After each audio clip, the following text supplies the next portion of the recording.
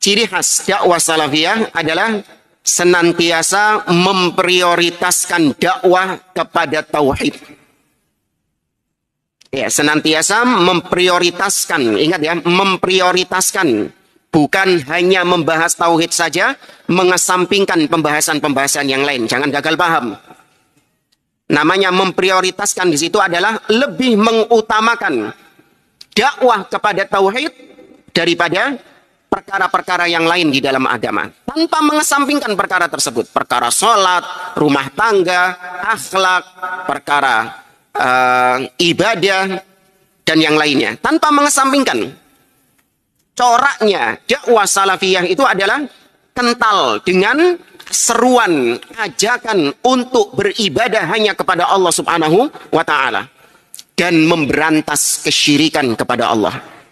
Itu dua hal yang harus bergandengan. Mengajak kepada tauhid otomatis harus memberantas kesyirikan. Sebagaimana Allah gandengkan dalam firman-Nya, wa'budullah wala tusyriku bihi syai'a.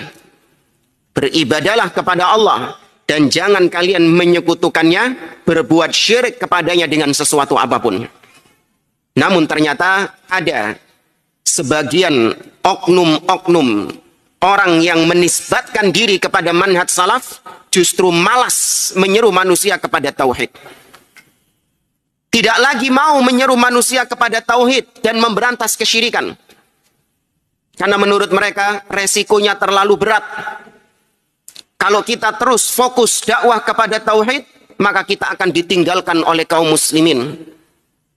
Kalau kita terus memberantas kesyirikan, maka kita akan dimusuhi oleh kebanyakan kaum muslimin.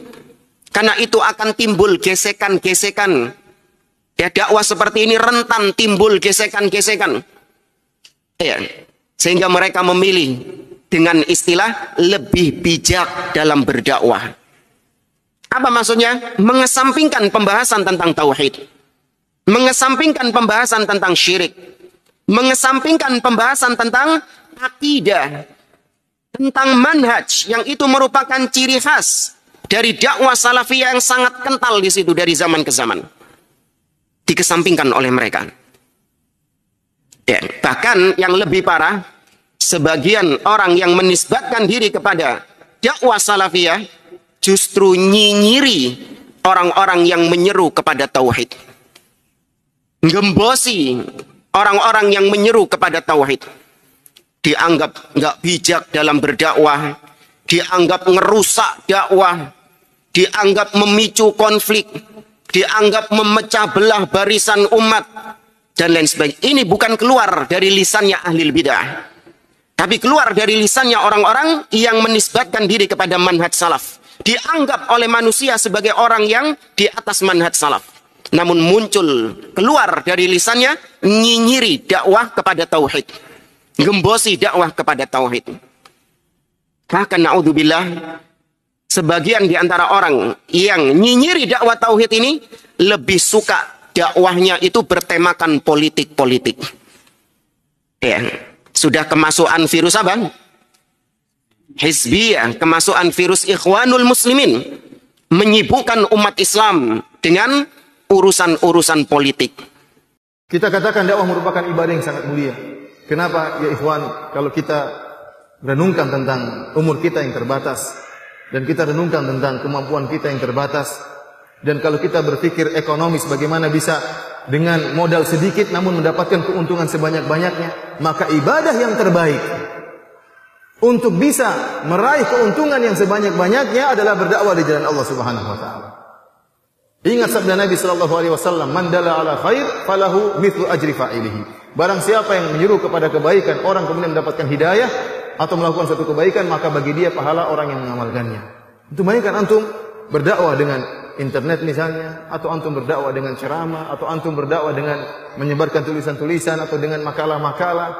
Kemudian ada seorang yang membaca, kemudian dia dapat hidayah, kemudian dia mengamalkan apa yang antum sampaikan dalam tulisan tersebut.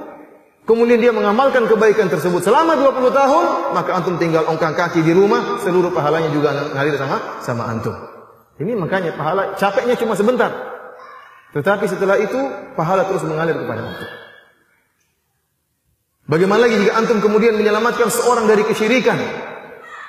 Itu pergi berdakwah di puncak gunung mana atau lembah mana, kemudian ada orang yang terjerumus dalam kesyirikan, percaya kepada jimat-jimat, percaya kepada dukun, kemudian dia sadar, kembali kepada tauhid, maka betapa besar pahala yang akan mengalir kepada antum. Ingat sabda Nabi sallallahu alaihi wasallam tentang keutamaan orang yang bertauhid. Kata Nabi sallallahu alaihi wasallam dalam hadis qudsi, "Ya ibn Adam, law ataitani bi qurabil ardi khataya, thumma laqitani la tusyriku bi syai'a, la ataituka bi qurabiha maghfirah." Kata Allah Subhanahu wa taala, wahai anak Adam, kalau seandainya engkau mendatangiku pada hari kiamat dengan membawa dosa sebesar bumi ini, kemudian engkau menemuiku dalam keadaan tidak berbuat syirik sama sekali, la ataituka bi qurabiha maghfirah, maka aku akan mendatangimu dengan ampunan sebesar bumi pula. Ini keutamaan tauhid. Orang yang bertauhid diberi ampunan oleh Allah Subhanahu wa taala dengan seluas-luasnya. Kemudian ada orang yang tadinya terjerumus dalam kesyirikan, kemudian antum jelaskan atau dia baca tulisan antum, kemudian sadar dan mengenal tauhid, kemudian dia menjaga tauhidnya selama 30 tahun sampai meninggal dunia. Bayangkan, pahala tauhid tersebut terus mengalir kepada antum. Oleh karena dakwah merupakan ibadah yang sangat singkat, tetapi pahalanya yang dijanjikan sangat luar biasa. Belum lagi kalau orang tersebut yang antum dakwai dia nyampaikan lagi kepada orang lain, maka terjadilah multi level marketing sebagaimana dikatakan. Pahala terus mengalir sama antum sementara antum sudah meninggal dunia atau dikubur dalam kuburan, pahala terus mengalir kepada antum. Akan tapi tantangannya berat. Karena ganjaran yang dijanjikan kepada seorang yang berdakwah berat, besar ganjarannya, maka tantangannya pun sangat berat.